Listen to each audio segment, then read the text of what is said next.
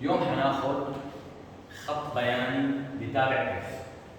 بيعطونا الرسمه مرسومه ونحن بدنا ناخذ او نحل طلبات من هالرسمه او نستنتج طلبات من هالرسمه. اكس فتحه واي فتحه. عندي واي تساوي 2 وعندي واي يساوي 0. يا شباب بدنا نعرف شغله، محور الاكسات اسمه واي يساوي 0. شو اسمه؟ واي يساوي 0. ومحور الوايات اسمه اكس تساوي 0. ترجم لي استاذ. هي النقطة على أي محور؟ على الإكسات. هي النقطة معناتها بتكون واياتها 0. هي النقطة واياتها 0. هي النقطة واياتها 0. هي النقطة واياتها 0 فسموها واي يساوي 0. هي النقطة على محور الوايات إكساتها 0 إكساتها 0 إكساتها 0 إكساتها 0 فسميناها إكس تساوي 0. معلومة، محور الإكسات واي يساوي 0، محور الوايات إكس تساوي 0. أوجد دي اف. دي اف اتفقنا مجموعة التعريف. مجموعة التعريف الخط البياني هو هذا. فمجموعة التعريف هو مسقط الخط البياني على محور الإكسات. عيد. مجموعة التعريف مسقط الخط البياني للتابع اف على محور الإكسات. هي النقطة شو مسقطها؟ ناقص لا نهاية، عم اسقط عم اسقط كله له مسقط هيك لوصل لهي شو هي زائد لا نهاية. فصار مسقطها من ناقص لا نهاية للزائد لا نهاية. هعيد. ما عرفت بروح على المسودة، بسميها مسودة وبرسم رسمة صغيرة. اسقطها على محور الاكسات، اسقطها اسقطها اسقطها اسقطها اسقطها هيك لحتى وصلت لهم. معناتها من الناقص لا نهاية لوين؟ للزائد لا نهاية. مسقط الرسمي على محور الاكسات ومجموعة التعريف. اف دي صورة مجموعة التعريف، المستقر الفعلي للتابع اف هو مسقط الرسمي على واي فتحة. عيد. اف دي مسقط الشكل الخط البياني على محور الوايات. هي النقطة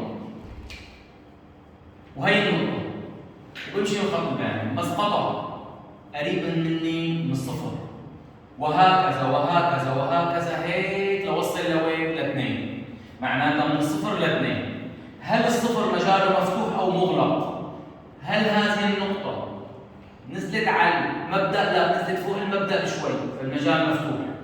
الاثنين شفتوها نزلت تحت الاثنين بشعرها فالمجال مفتوح.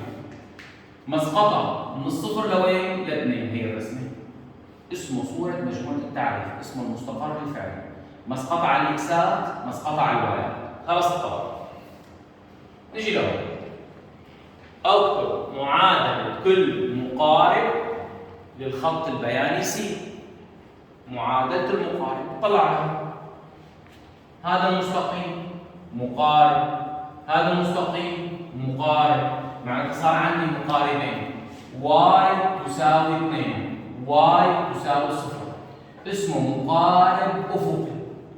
الواي شو؟ افقي. مقارب افقي في جوار الزائد لا نهاية، بجوار الزائد لا نهاية، بجوار ناقص لا نهاية. هون ناقص لا نهاية، هون زائد لا نهاية. ادرس الوضع النسبي. شوفوا بجوار ناقص لا نهاية كان الخط البياني فوق المقارب يقع سي. مين سي؟ الخط البياني فوق مقاربه. طلع هون يقع سي تحت مقاربه. طلع اللون. هذا الخط البياني تحت المقارب، هذا الخط البياني فوق المقارب. هذا الطلب الطلاب بتعاني منه. استنتج رسم الخط البياني سي واحد للتابع الجديد. طلعوا على التابع الجديد. اف واحد تساوي اف اكس ناقص واحد. اف اكس ناقص واحد. شو بكون طرحت؟ طرحت من الاف اكس يعني من الوايات. يا جماعة من وين طرحت؟ من الوايات. إذا أخذنا على المسودة شوي كنا نقول في مستوي منسوب إلى محورين متعامدين او اي جي. او اي جي دائما الجي على الوايات ودائما الاي على مين؟ على الاكسات. معناتها أنا طرحت من الوايات واحد، طرحت شو؟ واحد. لما اطرح من الوايات في شيء اسمه انسحاب، انسحاب الشكل، معناتها سي واحد ينتج عن سي بانسحاب شعاعه يو ناقص واحد على الجي. ليش على محور الجي؟ لأنه هو واي واي فتحة. شوفوا الجي واي واي فتحة. من مين طرحت؟ من اف اكس. قديش طرحت؟ واحد. فانسحاب ناقص واحد لتحت. شوفوا يا جماعة، اف اكس زائد برفع الشكل لفوق، اف اكس ناقص ننزل الشكل لتحت. فهون حنزل الشكل القديم بمقدار ناقص واحد. شو مقدار؟ ناقص واحد. شوفوا، مو هي واي تساوي 2 حتصير واي تساوي 1.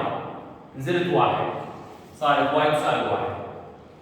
هي النقطة 0 1 حتصير 0 0 نزلوها 1 على الوايات فحتصير هي نقطة المبدأ. شفتوها؟ هي النقطة وايات 0 شايفينها حتصير ناقص 1. شو حتصير؟ ناقص 1. فصارت واي ناقص 1. شو صارت؟ واي ناقص 1. حتصير الرسمة الجديدة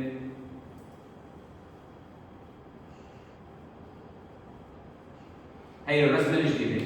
الرسمة الجديدة نزلت لتحت بمقدار ناقص 1. هذا اسمه انسحاب. شو اسمه؟ انسحاب. طبعا بمنهاجنا البكالوريا بيقبلوا هذا الكلام او بيقبلوا الرسمة الجديدة. نحن كتبنا الكلام ورسمنا الرسمة الجديدة، وبالمقاطع الجاية ان شاء الله ناخذ رسمات جديدة باذن الله. الله يعطيكم العافية.